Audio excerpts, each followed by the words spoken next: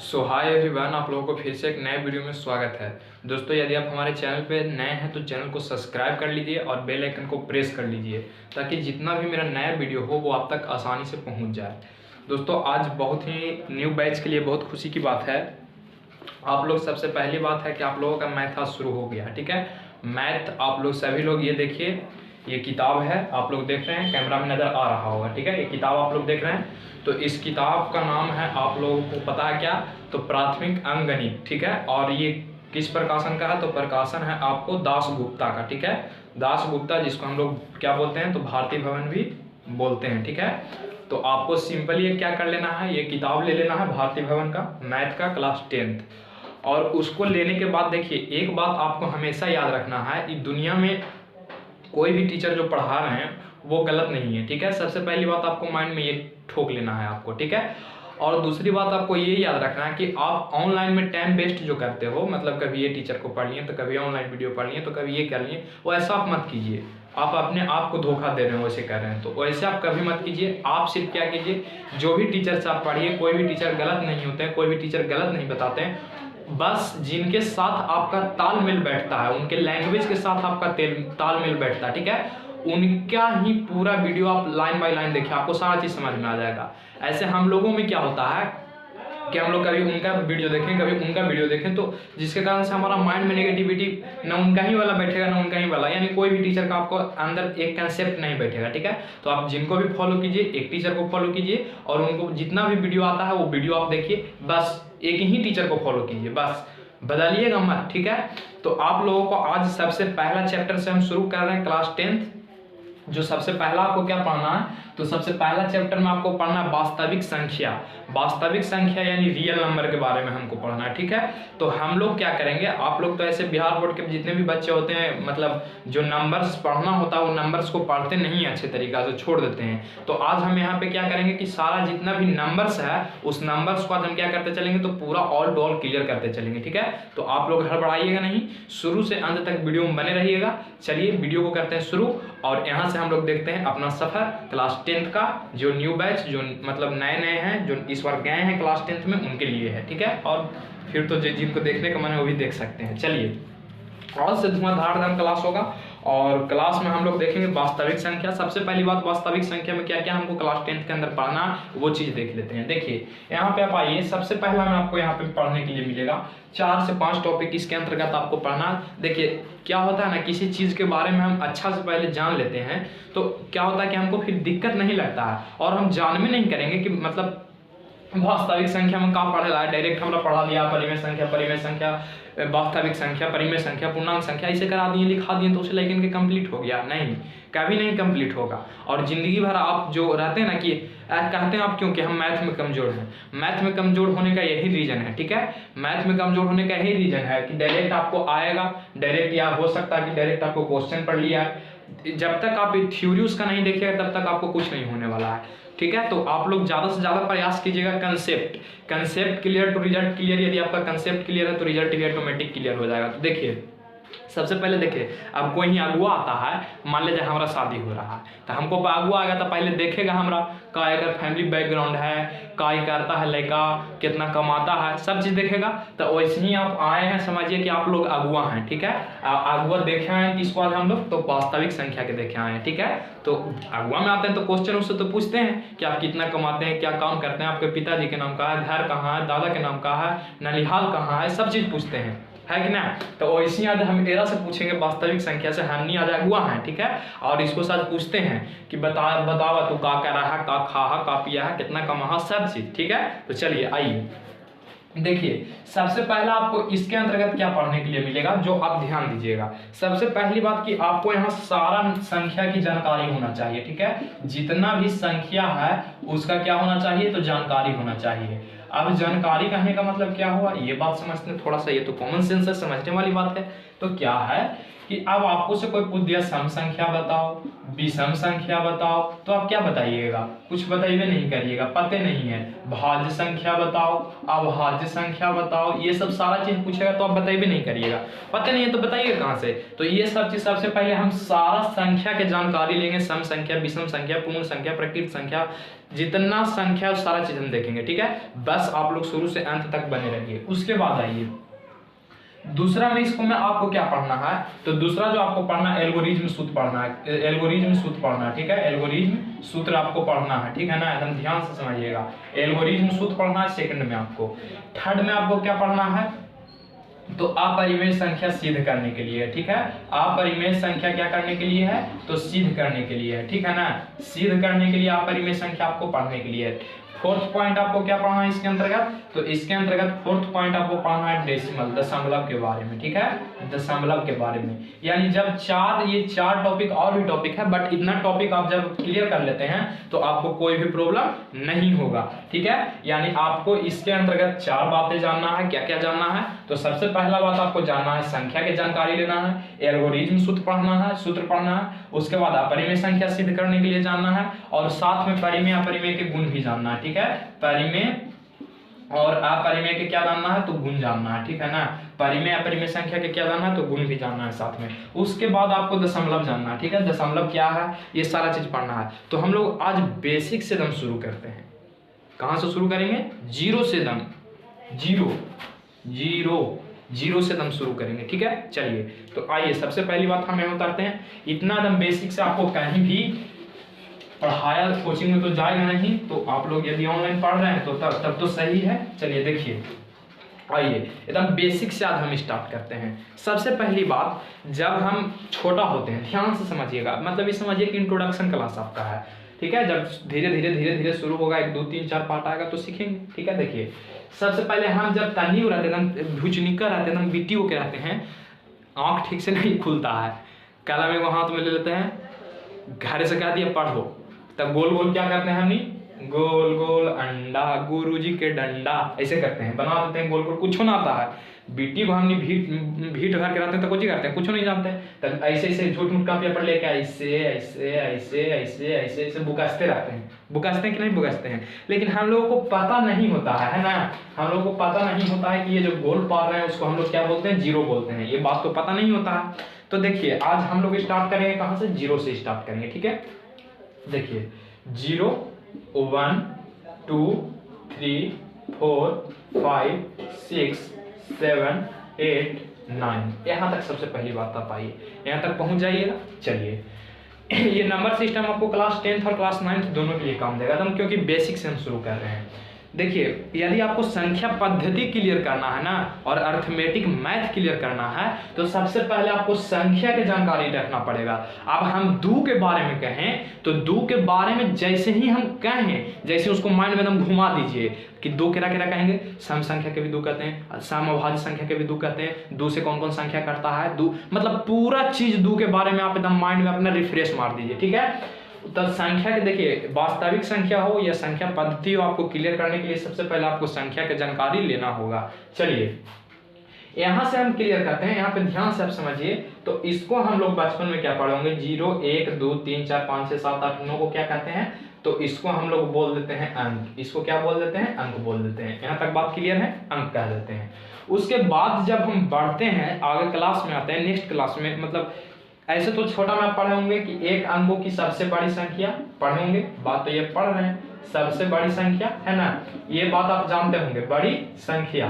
तो एक अंकों की सबसे बड़ी संख्या पूछेगा तो एक अंक किरा में आएगा, तो एक अंक एक अंक जो अकेले रहेगा। अब पूछेगा कोई कि बताओ सिंगल केरा कहता है, तो सिंगल जरा शादी ब्याह ना हो रहता है, जगह औरत नहीं रहता, जगह गर्लफ्रेंड नहीं रहता है, वाला सिंगल कहते हैं।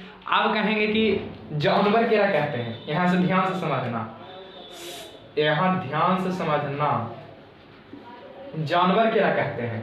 तो देखिए जब कोई के शादी होने रहता है ना, शादी ब्याह, आप लोग गांव देहात में सुने होंगे, ब्याह के नाम सुने होंगे।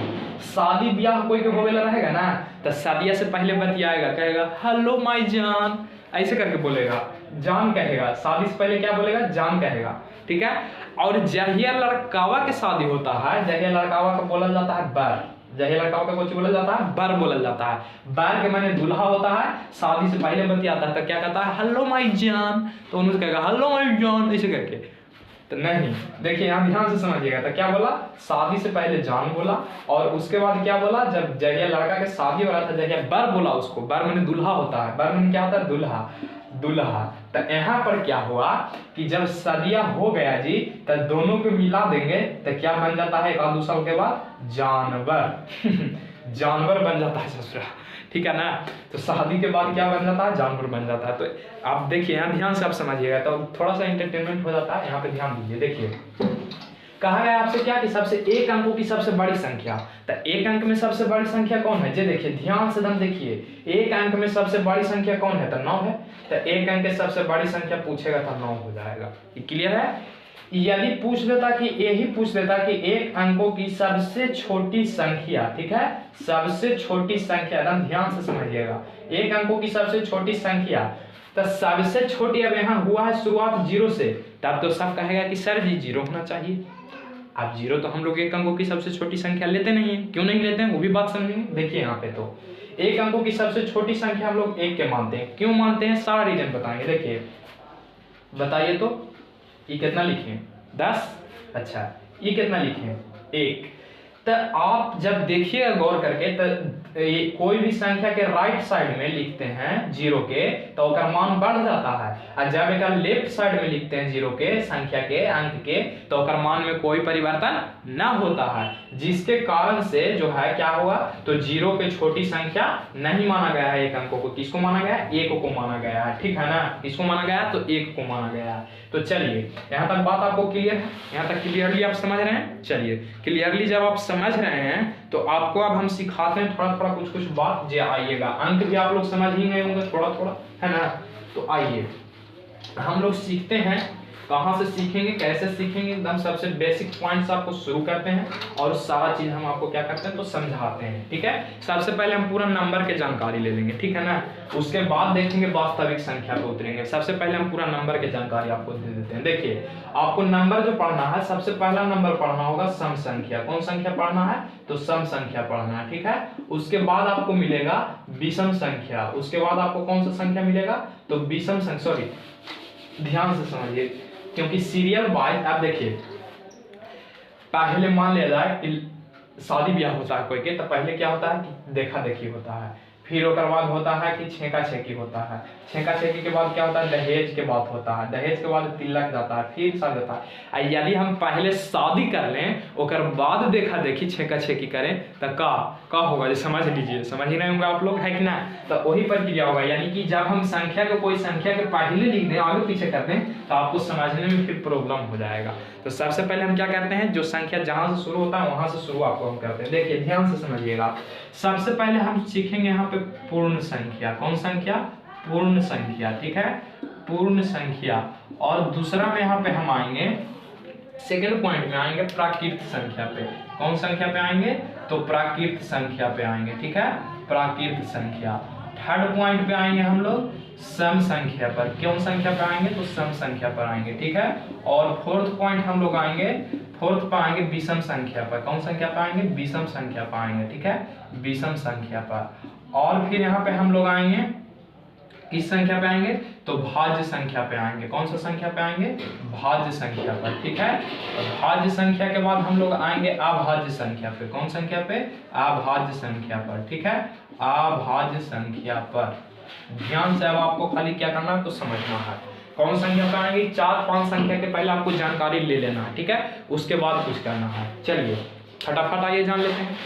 पूर्ण संख्या जो होता है कहाँ से शुरू होता है, 0 से होता है। 0 1 2 3 4 5 डॉट डॉट डॉट इन्फिनिटी तक जाएगा कि नहीं जाएगा, ये बात आप जानते हैं कि पूर्ण संख्या प्राकृत संख्या में 0 के शामिल कर देने से जो संख्या प्राप्त होता है उसे पूर्ण संख्या कहते हैं। पूर्ण संख्या स्टार्ट कहाँ से होता है, तो 0 से स्टार्ट होता है। तो यहाँ पे आपको एक बात याद रखना है कि सबसे छोटी पूर्ण संख्या कौन होगा, तो सबसे छोटी पूर्ण संख्या जो होता है आपको पता होगा कि छोटी में पूछेगा, छोटी में पूर्ण संख्या पूछेगा तो छोटी में आपका हो जाएगा 0, यदि बड़ी पूछ दे तो बड़ी में हो जाएगा अनंत। बड़ी में क्या हो जाएगा, अनंत हो जाएगा, क्योंकि हम गिन नहीं सकते हैं। उसके बाद आइए प्राकृत संख्या की बात करें तो प्राकृत संख्या में क्या करेंगे कि 0 के छोड़ देंगे, 1 2 3 4 5 6 डॉट डॉट डॉट इन्फिनिटिव तक जाएगा।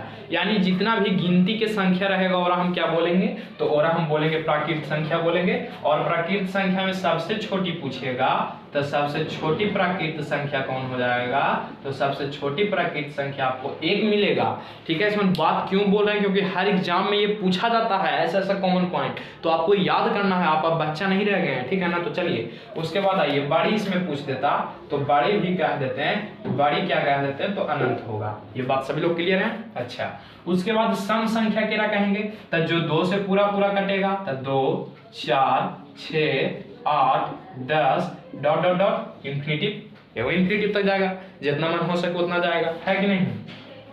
तो चलिए यहाँ पे जब आप आएंगे तो सबसे छोटी सम संख्या पूछेगा, ध्यान से समझिएगा।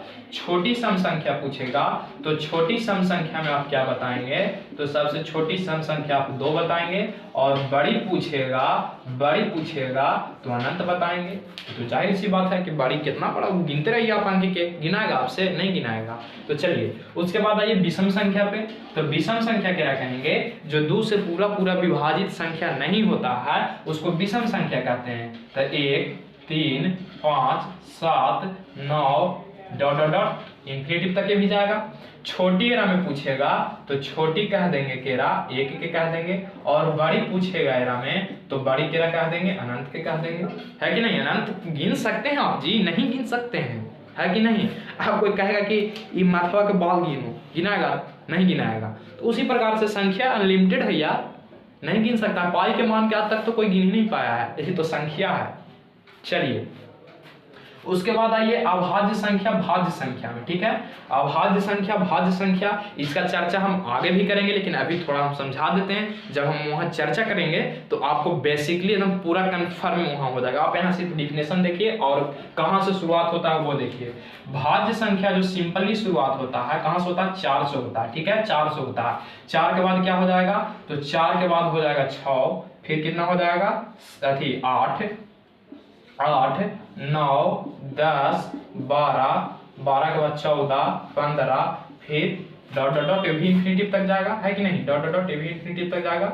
छोटी पूछेगा एरा में, छोटी पूछेगा तो 4, छोटी पूछेगा तो 4, और बड़ी पूछेगा तो अनंत एरो में जाएगा। हाँ, लेकिन एक बात आपको कंफर्म कर लेना, यदि 100 तक पूछेगा तब तो छोटी बड़ी होगा, लेकिन कहेगा कि पूरा दुनिया में जितना अभाज्य संख्या ओरा में बताइए तो अनंत होगा बड़ी संख्या। लेकिन 1 से 100 तक पूछेगा, 1 से 100 के बीच में पूछेगा कि सबसे छोटी और सबसे बड़ी बताइए, तब बताएंगे सबसे छोटी सबसे बड़ी। लेकिन पूछेगा कि जितना दुनिया में है तो कहेंगे सीधे कि क्या होगा, तो बड़ी होगा अनंत। और इसी कहेगा कि माथा में से 2 बाल निकालो, तो 2 बाल ऐसे न खींच लेंगे। लेकिन कहेगा कि पूरा बाल गिन के बताओ, गिनाएगा नहीं गिनाएगा। तो ऐसे ही आपको याद रखना है। उसके बाद आइए अभाज्य संख्या क्या कहेंगे, तो अभाज्य संख्या उसको कहते हैं जिसको मतलब अपने आप से कटे और 1 से कटे बस, यानी उसका तीसरा कोई काटने वाला ना हो। तो कौन कौन होगा, तो 2 होगा, 3 होगा, 5 होगा, 7 होगा, 11 होगा,